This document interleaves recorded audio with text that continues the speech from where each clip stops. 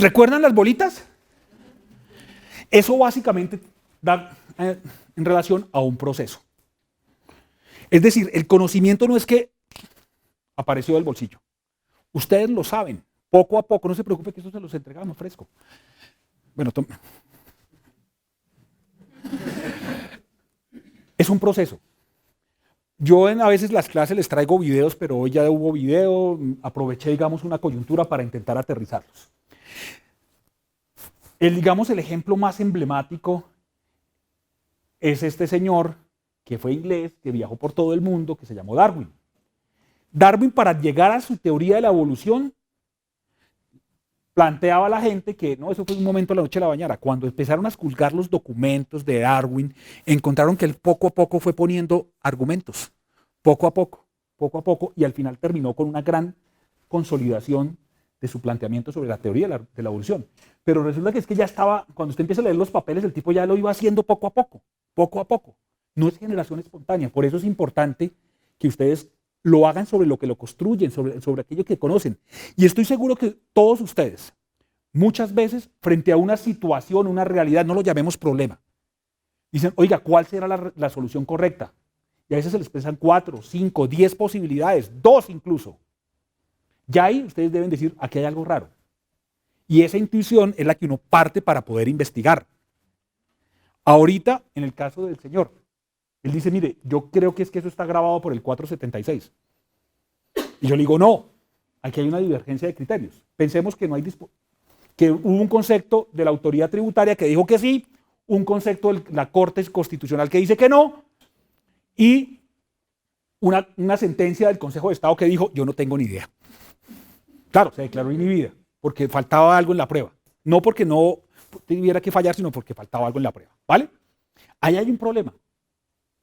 ¿Listo? Entonces es un proceso que se va construyendo poco a poco. Por eso es importante que ustedes empiecen desde ya a trabajar ese tema. ¿Cuál? El que sea. Y empiecen a intentar cerrarse, a bajar. Porque si yo digo, voy a hacer mi trabajo sobre establecimiento permanente es todo el mundo. Y además dentro de establecimiento permanente hay como 4 o 5 categorías. Empiecen a bajar. ¿Vale? Muy bien, entonces primer mensaje. Uy, se prendió solo. Es un proceso. Esa investigación es metódica. Ustedes deben realizar con unos pasos. Normalmente, o en principio, la recomendación que se le da es hágase un berraco índice. Una tabla de contenido. Oiga, venga, si yo voy a hablar de renta, renta. Uy, pero renta es todo, ¿no? Hay personas naturales, personas jurídicas y otros. Le hace patrimonios autónomos. O, por ejemplo, la masa sucesoral. La sucesión tributa, pero no es persona natural, no es persona jurídica. Y eso es en Colombia, en Honduras, en Chile y en todos lados. Además, porque recuerden que estamos bajo el Código Civil, que vino este señor, cruzó desde Venezuela en burro hasta Chile. ¿Cómo llamó ese señor que escribió el Código Civil que inspiró? Andrés Bello. Bueno, en realidad no fue en burro, ¿no? Fue como en caballo. Bueno, hay unos elementos, parámetros comunes desde el punto de vista conceptual y dogmático. Entonces hay un método. El otro es que es sistemática. Es decir, que usted toma muchos elementos. El concepto de sistema es prácticamente... Uy, eso prende solo y apaga solo. Es que sistema es una composición de elementos. Todos lo vimos, ¿se acuerdan del sistema? ¿Cuáles son los sistemas que uno ve en el colegio? En el bachillerato. ¿Y eso qué es? Un montón de órganos que se interrelacionan para llegar a algún lado. También se plantea que es universal. Ese universal significa que eventualmente puede dar respuestas a problemas que funcionan acá en Colombia o en otras legislaciones. Eventualmente. Y eso tiene que ver con el método deductivo y el método inductivo. Si yo tomo la ley, ¿cuál es la característica de la ley? ¿Qué es qué? La gran característica de la ley. ¿Qué es qué? General. Y si es general significa que ¿qué? Que le aplica a todo el mundo, ¿cierto? Ok. ¿Y eso cómo se llama en términos de lógica? De lo general a lo particular, ¿cómo se llama?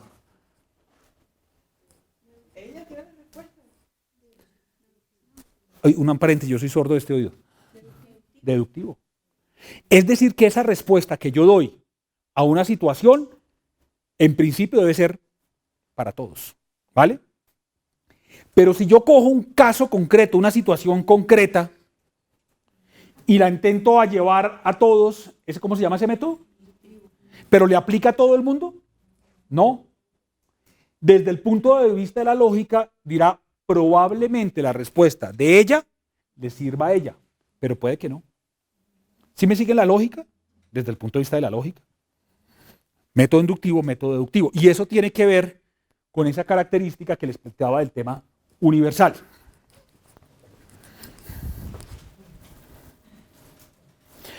Aplicable. Oiga, ¿esta vaina qué resuelve? En su caso, podemos resolver una consultoría, el caso que usted mencionó. Pero entonces ahí les hago, cuidado, un trabajo de investigación desde el punto de vista académico no está enfocado a resolver consultorías. Si ustedes se meten a hacer eso, van a terminar torciendo el árbol. Puede que el trabajo les sirva como herramienta para resolver su consultoría, claro. Pero el problema es que cuando uno está haciendo consultorías, se pone la camiseta ¿de quién?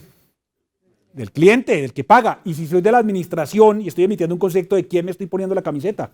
Del ente de la administración, casi siempre. Claro, hay casos en los cuales las personas dicen, pues la realidad es esta, y punto. ¿Vale? Sin embargo, algunos de ustedes me dirán, no, lo que pasa es que yo soy un realista norteamericano. Yo soy pupilo de Queen. No Queen el músico. Este es uno de los padres del realismo, de la escuela del realismo estadounidense, donde básicamente lo que dicen estos señores es que el juez falla de acuerdo a su visión del mundo, ahí sí de acuerdo a su ideología, y luego busca acomodar eso de acuerdo a la jurisprudencia, el precedente judicial y a la regulación que haya. ¿Me sigue la idea? Pero es distinto. Pero entonces tendrían que ustedes argumentarlo desde el punto de vista filosófico y se les vuelve un enredo. Mejor uno ser más bien objetivo y no meterse con esas, digamos, de esas discusiones, ¿vale? Entonces siempre pregúntense, oiga, ¿esto qué resuelve? Entonces dirán ustedes, pero venga, este tipo llega y me dice que estudie cómo funcionan los requisitos para ser un usuario industrial en Perú y en Colombia. ¿Esa vaina qué resuelve? Ah, pues establecer diferencias y semejanzas. Y ese trabajo podría servir para ver cuál de los dos es más, por ejemplo, eficiente.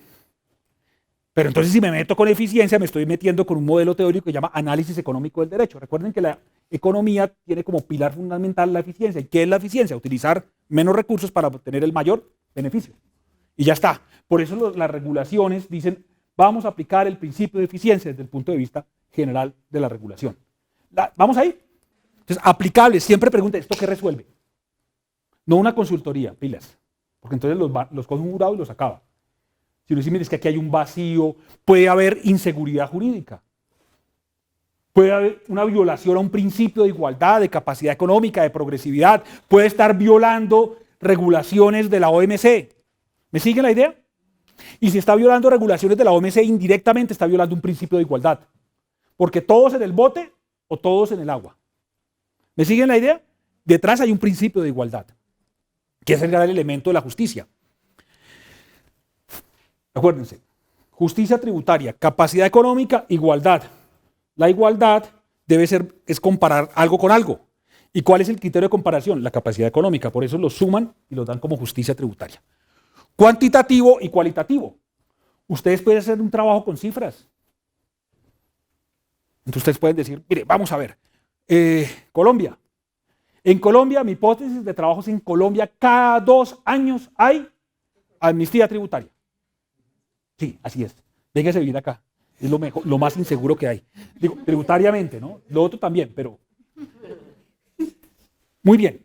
¿Cómo lo vuelvo cuantitativamente esa pregunta? Yo quiero demostrar que en Colombia cada 2 años hay amnistía tributaria o terminación por mutuo acuerdo, o llámenlo como ustedes lo consideren. Desde el punto de vista cuantitativo. ¿Cómo lo hago? Les voy a quitar hasta la 1. ¿Y eso cómo lo hago? Documentación. ¿Y eso cómo lo aplico acá? ¿Qué hago? Comparar y mirar, investigar Entonces, primero, ¿qué hago? Busco. Y eso se llama observar. ¿Listo? ¿Y qué busco? Y esa información, ¿cuál es de acuerdo a la pregunta que les estoy haciendo? Sí, los datos, esa información. ¿Cuáles? Hechos. Sí, pero estamos hablando, ¿cuáles hechos? Los hechos de cuando se presentó el suceso. Números, ¿pero qué? ¿Y cómo lo aplico? Miren, todos me dicen lo mismo, hechos, información, pero ¿cómo lo hago? Yo quiero, ¿y cómo construye cuál es la información que debo tener histórico de qué? De los años que han otorgado. ¿De los qué? Años que han otorgado amnistía. ¿Y cuál es mi fuente primordial para poder saber cuáles son los años donde ha habido amnistía? Ah, entonces, ¿qué hago? ¿Recopilo qué?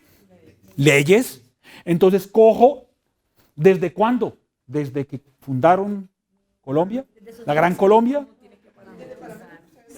Pero no lo hemos parametrizado. Ah, ¿cómo hice yo qué? No me insulte que yo usted la ha tratado bien. ¿Hice Muy mala. la pregunta bien o mal? Hizo la pregunta mal. ¿Por qué hice mal la pregunta? Porque no le puso un parámetro de tiempo. Ah, ya. Alcance.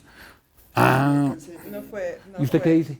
Pues yo diría que buscaría la información de todas las leyes que se hayan proferido entre 1960 hasta el 2017 en función de las reformas tributarias que hayan presentado en Colombia, que me permitan a mí tener una estadística comparable para poder definir cada periodo se ha dado ese fenómeno. Para ver si lo que yo digo es cierto. Sí.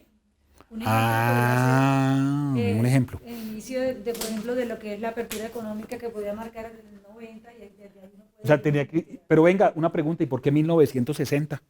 ¿Y por qué no 2013 cuando se crea el Consejo de Estado? Pues O eso puede 11. ser su criterio, pero mi criterio es Ah, ese que es mi yo criterio. quiero, sí, pero yo quiero como investigador. ¿Y pero por qué? Porque como investigador quiero pasar, tengo unos fenómenos, mi fenómeno de investigación. Entonces yo planteo en mi hipótesis qué pasó, por ejemplo, acompañar esa apertura económica.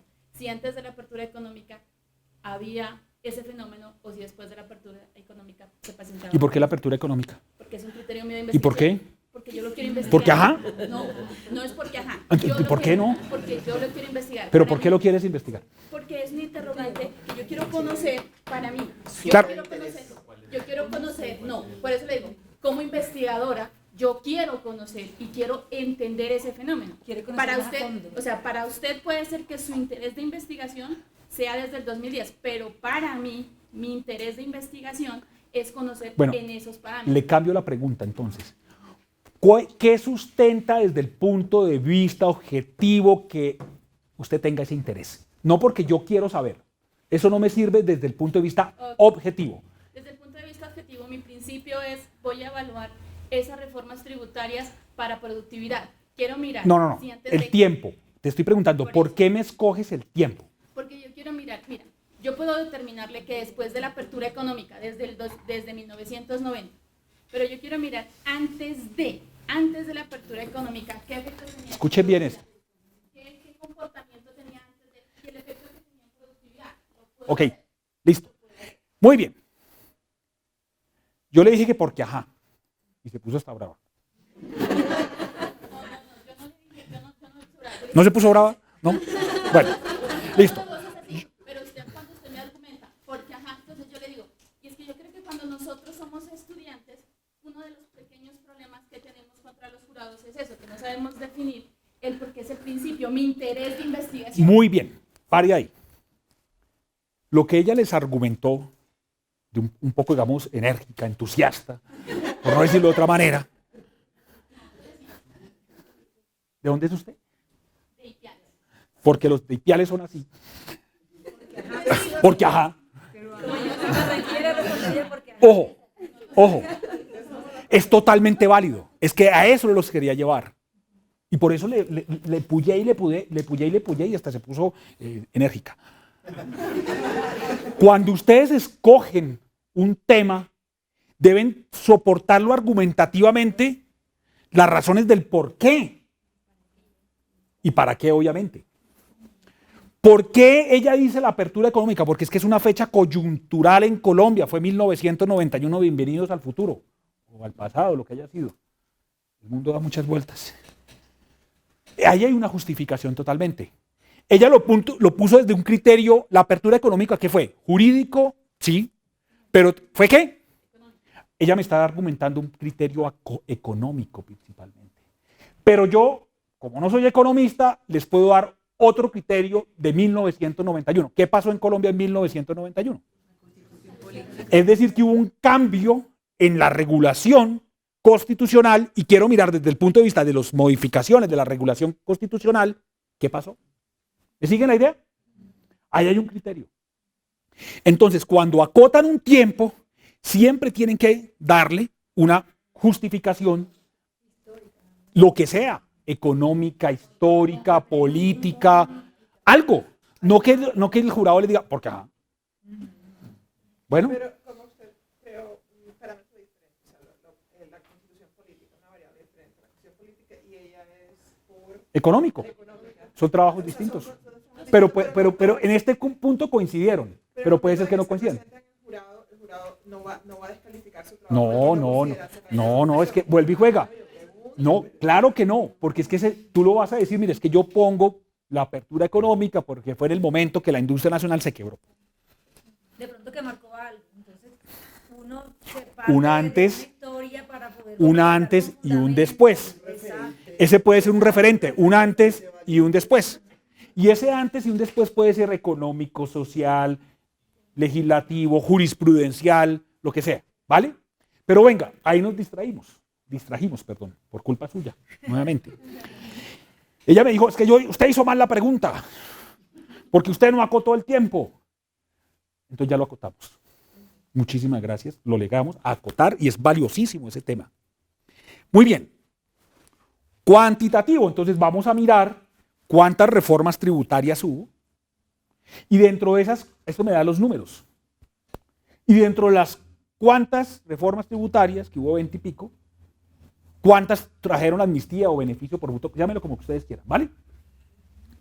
Todas, listo. Quiero meterle otro criterio cuantitativo. ¿Qué le podría meter? Ya sé que sí, hubo reformas tributarias y que todas dieron beneficios. ¿Cuál podría ser otro criterio cuantitativo? ¿Qué se les ocurre? ¿En qué sentido?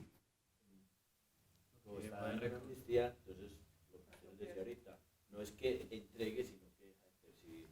¿Cuánto dejó de percibir? Es decir, ¿cuánto le ingresó? ¿Me sigue la idea?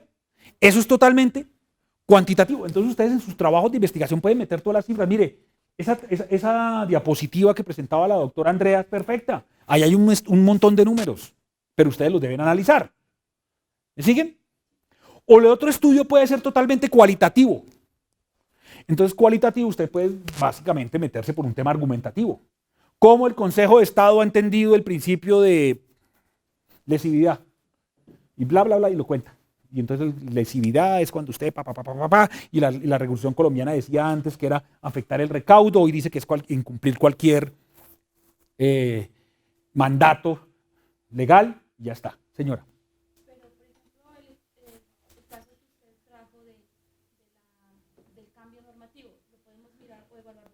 Claro, no, ojo, ya voy para allá. Usted puede coger los dos. Claro, y lo ideal es que le metan ambos. De todas formas, esta es una maestría en... ¿Y cuál está el nombrecito antes? Tributación internacional, comercio exterior y aduana. Ok, ¿y eso es cuantitativo o cualitativo? El eje central. Cualitativo, porque es derecho. Entonces, obviamente, todos los trabajos deben tener un elemento cuantitativo, cualitativo, argumentación, ¿vale? Los números le complementan el argumento. ¿Vamos ahí? Listo. Señor, no le escucho. ¿Por qué? Porque no es economía. Listo. De ahí vienen los distintos tipos de tesis. Hay monografías donde ustedes básicamente describen una situación, pero la analizan desde el punto de vista argumentativo, le pueden meter números. Hay histórica. Es que yo quiero mirar la evolución de las zonas francas desde no sé, ¿desde cuándo? ¿Desde 1900 qué? Desde el 59. Entonces alguien dirá, no, es que esa vaina viene mucho más atrás. ¿Es que acaso en el Imperio Romano no había? Y empieza a hacerle la argumentación de por qué en Roma sí había zonas francas. Estoy especulando. Bueno. Luego hay investigación comparada, y es que usted toma la legislación peruana, la legislación colombiana, echa el cuento y luego saca al final conclusiones, diferencias y semejanzas. ¿Ya? Y eso es un trabajo comparado. Una cosa es un ejercicio comparativista y otra cosa es un análisis comparado. Ejercicio comparativista es que yo traigo, en España las personas naturales pagan renta y así en Colombia también, ya, y dejo un parrafito y se acabó. Cosa distinta es que yo coja toda la regulación española sobre renta de no residentes y eche todo el carretazo y luego coja en Colombia renta a personas no residentes y eche todo el carretazo. Ese sí es un trabajo comparado. ¿Me siguen la idea? Pero no poner un ejemplo, no es que mi trabajo tiene un enfoque comparado, porque yo tengo dos párrafos que uno me habla de Francia y el otro me habla de España. No vayan a hacer eso, ¿vale? Del anonimato al desprestigio, un paso. Estudio de caso. Este es el que más recomendamos nosotros. Y es básicamente coger, describir una realidad y analizarla a la luz de una regulación. El caso, por ejemplo, de la industria petrolera.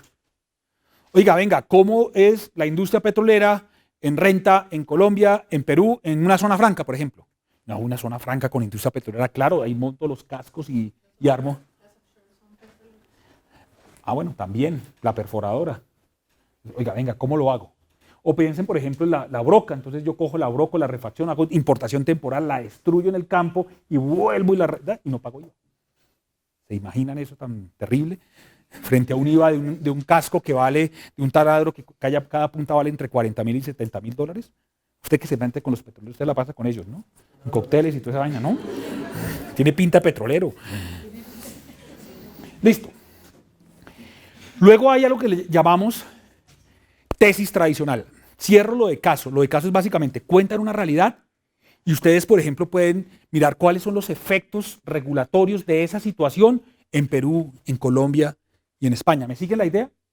Pueden mirar qué pasa, por ejemplo, si yo cojo ese caso en concreto y lo miro a la luz de los tratados de libre comercio.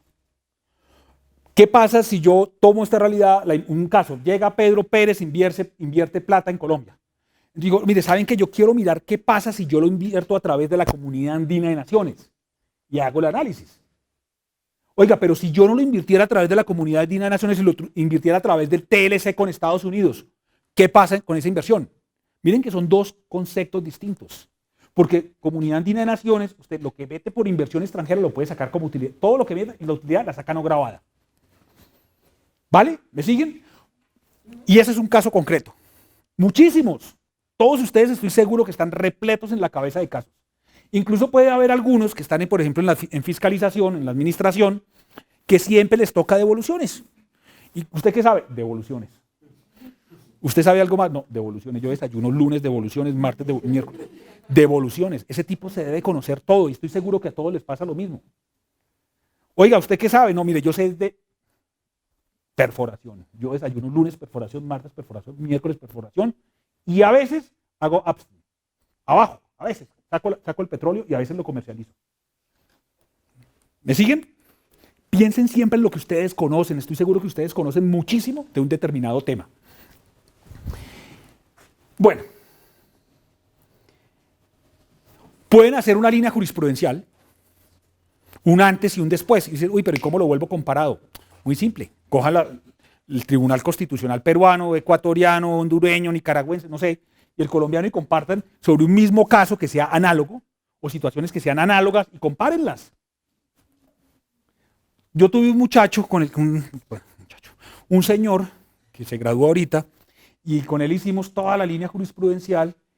Ha sido un organismo internacional del Tribunal de Justicia Andino. ¿Cómo se llama? Tribunal Andino de Justicia. Sobre el IVA. Sobre un tema específico del IVA. Y sobre inversión extranjera.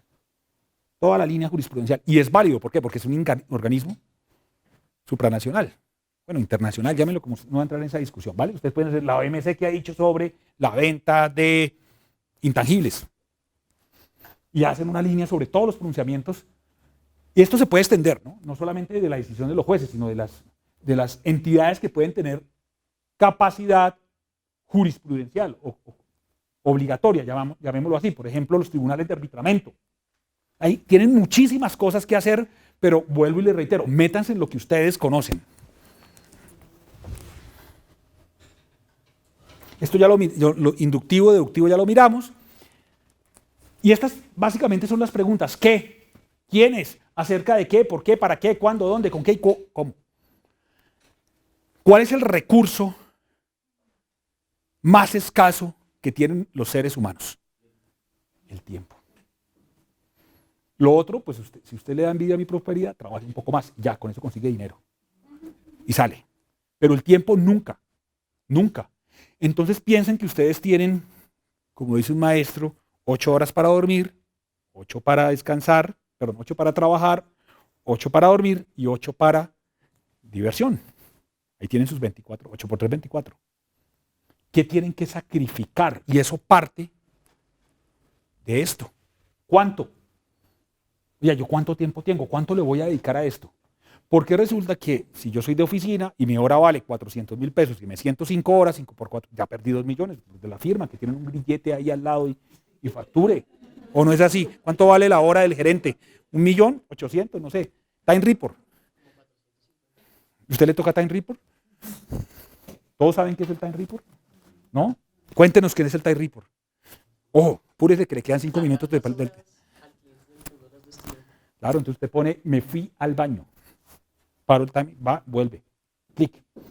Escribí ¿sobre qué no? Lo que sea, tran. Y así les toca minuto a minuto, no minuto a minuto, pero sí les toca las horas que han trabajado dedicándoselas al cliente. Ese es el famoso Time Report. Igual ustedes en su casa. ¿Cuántos vi de televisión? ¿Cuánto estuve con mi esposa, con los hijos? Lo que sea. Y la otra, ¿cuánta plata tienen? Porque si me meto en un tema donde no tengo bibliografía, ¿qué les toca? Comprar libros.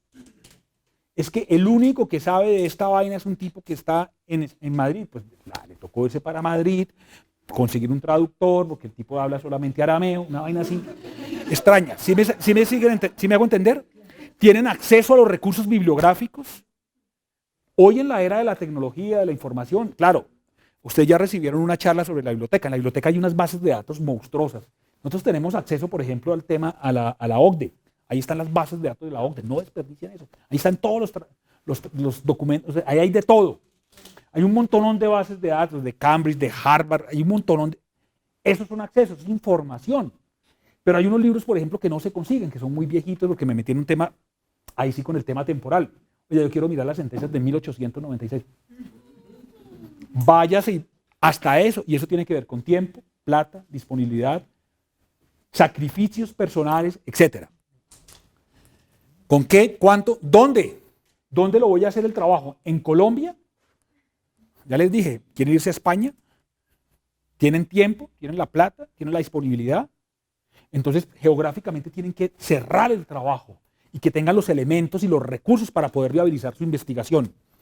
¿Cómo? Técnicas, bueno, programación. ¿Por qué voy a hacer este trabajo? La aplicación, ¿esto para qué sirve? ¿Qué resuelve? ¿Acerca de qué? Los contenidos, cerrarse. ¿Vamos? ¿Y con quiénes? No, es que yo tengo un amigo que me pasa toda la información de la DIAN. Voy y le llamo a mi amigo y mi amigo nunca apareció, nunca me dio nada, o me dijo, eso es reservado, no se lo puedo dar. ¿Sí me hago entender? Meta un derecho de petición. En Colombia uno mete un derecho de petición, me imagino que en los otros países también la administración le responde. ¿Cuánto se le va a demorar eso? ¿O se lo van a responder? Hay cosas que uno a veces no consigue. Entonces, ¿quién lo va a ayudar? ¿Cómo van a trabajar? Puede ser que si yo me meto en un tema estadístico, siendo un pobre abogado, pues me tocará contratar a un economista o una persona que sepa de estadística. ¿Me siguen la idea? Y ya está, señor. ¿A quién va dirigido? ¿Quién podría sacar provecho de esa investigación? ¿Por qué? ¿Qué aporta la sociedad? ¿Qué aporta la aplicabilidad? ¿Recuerdan la aplicabilidad? ¿Qué resuelve? Básicamente pongan la pregunta, ¿esto qué resuelve? Y ya está. Bueno. O sea, si tiene un objetivo claro. Obviamente ustedes parten de una gente. Esto después lo complementamos con en el módulo, pero básicamente les voy a cerrar ya con 2 mensajes. El primero es que estoy 100% seguro que todos ustedes tienen los elementos para poder sacar adelante una investigación. No creo que aquí haya ninguno que no sepa leer. ¿Cierto? Yo creo que todos sabemos leer. Y si sabemos leer, tenemos obviamente nuestro cerebro que nos va a interiorizar el conocimiento. Entonces, y lo otro, todos ustedes tienen experiencia, si no, no estarían acá. Y además tienen ganas de aprender.